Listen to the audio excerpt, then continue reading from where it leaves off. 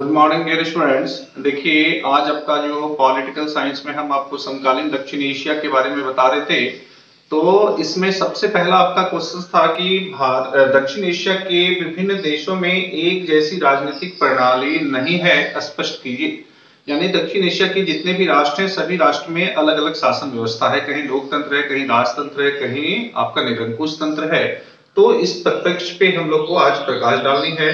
तो आप इसका प्रति उत्तर लिख सकते हो कि दक्षिण एशिया के विभिन्न देशों में निश्चित तौर पर एक जैसी राजनीतिक प्रणाली नहीं है।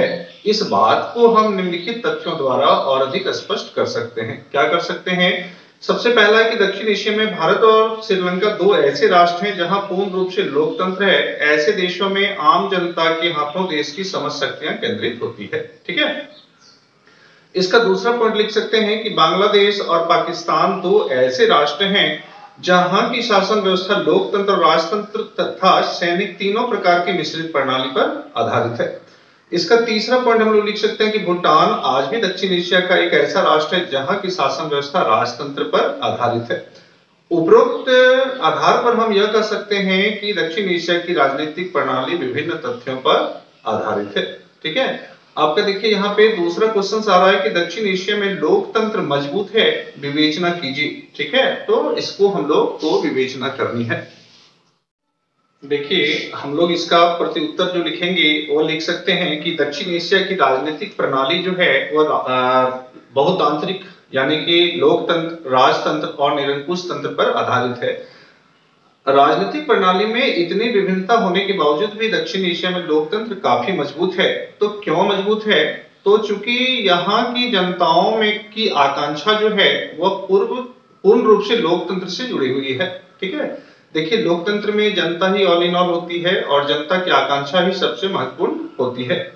यहाँ लोकतंत्र को व्यापक जन समर्थन प्राप्त है। यहाँ की आर्थिक रूप से कमजोर और मजबूत दोनों प्रकार के लोगों को लोकतंत्र पर विश्वास है।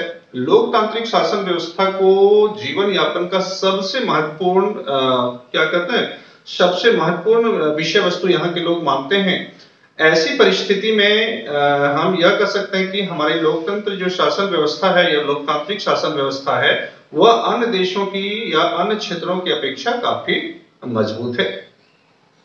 आपका यहाँ दूसरा सवाल जो, या दूसरा नहीं, आज का तीसरा सवाल होगा कि पाकिस्तान में लोकतंत्र के अस्थायी न होने का सबसे प्रमुख कारण क्या है? तो आप इसका आंसर लिख सकते हो कि जब 1947 में पाकिस्तान स्वतंत्र हुआ तो उस समय पाकिस्तान के संविधान में पाकिस्तान को एक लोकतांत्रिक राष्ट्र घोषित किया गया, लेकिन यहाँ की शासन व्यवस्था समय समय पर बदलती रही। पाकिस्तान के लोकतंत्र के अस्थायी न होने का सबसे प्रमुख कारण निम्नलिखित है। क्या कारण है? तो आज भी यहाँ सेना, धर्मगुरु और खास करके भूस्वामियों का वर्चस्व है। दूसरा पॉइंट यहाँ मेंशन कर सकते हो कि पाकिस्तान का भारत के साथ तनाव रहने के कारण वहां की अधिकांश लोग सैनिक शासन को समर्थन देते हैं। देखो, इसका जो तीसरा पॉइंट हम लोग मेंशन करेंगे कि पाकिस्तान को अंतर्राष्ट्रीय समर्थन प्राप्त नहीं हो रहा है कि वहां अस्थायी शासन व्यवस्था यानी कि अस्थायी लोकतांत्रिक शासन व्यवस्था को बहाल कर सके। चौथा इसका पॉइंट है कि अमेरिका जैसे देशों की स्वार्थपरक राजनीति, और पांचवा है आतंकवादी गतिविधियों द्वारा वहां के शासक को दबाव देना।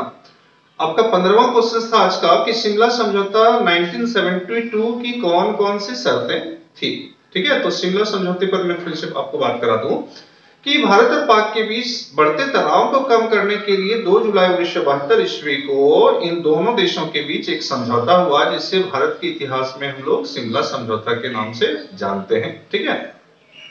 इस समझौते की निम्नलिखित शर्तें थी। क्या शर्तें थी? पहला शर्त था कि दोनों देश अपने विवादों को शांतिपूर्ण ढंग से सुलझाएंगे। दूसरा था कि दोनों राष्ट्र ऐसा कोई काम नहीं करेंगे जिससे कि दोनों देशों की शांति व्यवस्था पर असर पड़े। तीसरी इसकी पॉइंट्स जो थी वह थी कि दोनों राष्ट्र मैत्रीपूर्ण संबंधों को बढ़ावा देंगे। चौथा पॉइंट था कि आपसी संबंधों को मजबूत बनाने के लिए दोनों एक दूसरे पर परस्पर विश्वास बनाए रखेंगे। इसकी 5वां पॉइंट थी कि पंचशील के नियमों का पालन करेगी। और छठा था यातायात, संचार, कला, विज्ञान इत्यादि के क्षेत्रों में दोनों राष्ट्र एक दूसरे को सहयोग करेंगे।